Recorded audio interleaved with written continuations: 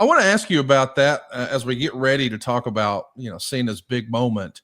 There's a pretty phenomenal moment that happens at the Royal Rumble. And of course, we all know that a lot of things in wrestling, well, they're predetermined. We know what they're going to happen, but it's live, pal. Anything can happen. And there's a bit of a situation at that Royal Rumble. And here comes Vince McMahon to try to sort it out live on pay-per-view. Were you backstage when all this is happening? What can you tell us? Sure was. I don't remember where it was. California. Was it San Jose? I can't remember. That sounds right. Yeah. I think that's where it was. I can see the backstage area because when Vince came backstage, he either collapsed or had to sit down and he said, if anybody looks at me, I'll fire you. And he would have. I mean, he was how he walked out with 2 torn quads.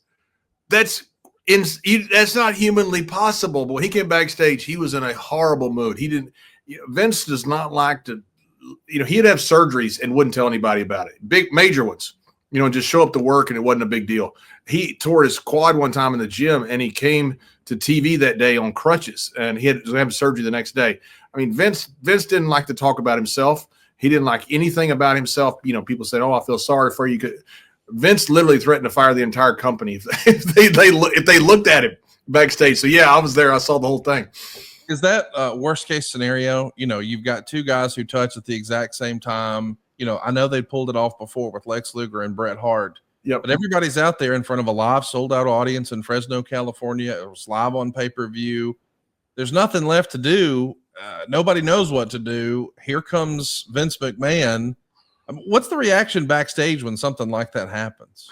I can tell you what Vince thinks about it. Vince loves it. Vince loves when things go wrong because he gets to fix them. I can tell you, I was there when times were bad against WCW. I was there when guys left him.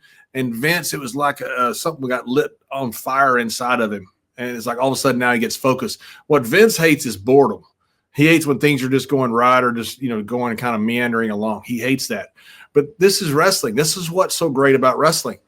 Shit goes wrong, horribly wrong. You get to fix it live in front of the whole world. There's nothing greater than that. I mean, and for those people that talk about either Cena or Batista or any of these guys that didn't know how to work, I mean, or especially at that time, the bullshit. I mean, these guys can get themselves out of anything, and it's pretty cool sometimes when you have a situation like that to have to figure your way out. And I think when Vince saw it, it's like, oh, good, I get to go to work. And so that I think that was the power walk coming down. John Cena is going to be working with you at WrestleMania. But before we get there, man, there's some incredible vignettes. Those Hollywood-style vignettes, you actually stole the show to me. You can't handle the truth. It's great stuff. What do you remember about these? I'd never done anything like that. And I've been on an episode of The Huntress one time, a TV show, but I never got to anything, other than what was in wrestling. So this is the first thing that was a real departure. And I had tons of verbiage, which was so much fun. And I'm getting to work across from John, which, you've seen since. You saw there how brilliant he was. And you've seen since, that was not an anomaly. But it was so much fun to do. I remember sitting there, and we never worked with a safety net in wrestling. So we always had to do things in one take. We did that in one take. One take. All these people in Hollywood were like, guys, you just did that. We got all this set up for the whole day. Guys just did it. We didn't know that we had like the power of edit that could do this over like 4,000 times. So we sat there and went through the whole thing in one take. I love it. By the way, your great close personal friend Dave Meltzer had this to say. The February 28th Raw from Providence was a strong show when it came to building Mania. They did a Cena JBL commercial where they played the roles of Tom Cruise and Jack Nicholson. On the movie parodies Building Mania, this was by far the best. It would have been A+++ if JBL was actually the pay-per-view drawing card he claimed in that speech after saying you can't handle the truth and how important it really was for he and not show to be champion. Where are you at on these comments that you read about yourself? You got any feelings? What's that? You got any strong feelings about what you read about yourself in the Observer or the Torch? No, I all that stuff really helped me back in the day. It really did. It was, I remember when Tracy Smothers was going around and imitating me with a big belly and a corn, acting like Foghorn Leghorn on the Independence. And I remember hearing about this and I thought, man, I ought to send him a check. I mean, you're doing that much to publicize me.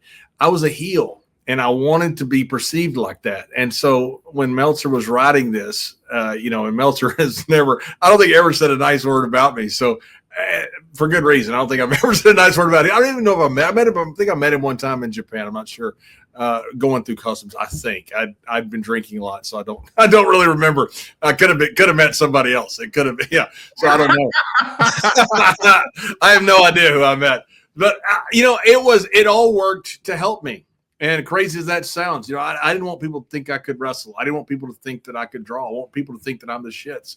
Again, it's always the character is, like Killer Tim Brooks told me, I told you a few weeks ago, once they take away that veneer, that they don't hate your character, they hate you. That's when you start becoming a real heel. And that's, whether Meltzer hated me or not, it certainly helped me, because people would read this and go, the guy sucks, man. Why is he champion? That helped me, because every week I would never win. I would never beat anybody. I would find a way to get the championship and go to another pay-per-view. Find a way to get the championship and go to another pay-per-view. So yeah, I loved when the internet guys would bash me, which they all did. So it was something that I thought worked to my advantage. These guys today, Conrad, I've said this a million freaking times. I've never understood somebody on social media saying, I'm a great heel. You're telling everybody it's a work. Yeah. You're telling everybody that it's fake, and you're telling everybody you're a character. Heels have got to believe they're the baby face. That's the essence of any heel, is that they believe they're right, albeit in a very perverted and twisted way inside their brain, but they believe they're right. But if you have a good heel section, you're not a heel. Now, there's nothing wrong with being an attraction heel like NWO and the Freebirds and Roman Reigns. And those guys made a ton of freaking money. Headline pay-per-views, WrestleManias. But I'm talking about a different type of heel. I'm talking about if you're a pure heel instead of an attraction heel. If people talk about you being a heel, you're not. SaveWithConrad.com. I'm Andy Cleveland from Appleton, Wisconsin. Longtime listener of the podcast. I listen to Something to Wrestle With, hearing all of the ads and things. We're at a spot where we wanted to refinance, and I know that's something that Conrad talks quite a bit about. We figured we'd give it a shot. I had a series of surgeries that were in a 15-month window, and it put us quite a bit with credit card debt. We had a lot of equity, over the years that built up in the house, so we wanted to take the equity out of the house and to pay off all those high interest credit card debts and get things back down to a manageable level per month. We worked with Larry and then Francis. It was awesome. Talking with Larry, everything was very helpful. Emails were fantastic, telling us what we needed to do. Francis was there to kind of nudge us along if we were dragging our feet a little bit. There's different forms and paperwork and things that you have to fill out. And anytime that we had a question, we would contact Frances by email, and she was just amazing. She helped us out, got those questions answered for us. You deal with other places, they call, and you just feel like all they want to do is they just want to get the money, kind of take a piece of you. Working with Larry and Frances, it really felt they were helping us the whole way. They were very clear on what our intentions were and what we wanted, and they helped us meet our goals. So by doing this, much lower interest rate, everything is paid off, and now everything is so much more comfortable month to month. I'm Andy Cleveland from Appleton, Wisconsin, and I saved over $1,000 a month with SaveWithConrad.com. NMLS number 2129, Equal Housing Lender. SaveWithConrad.com.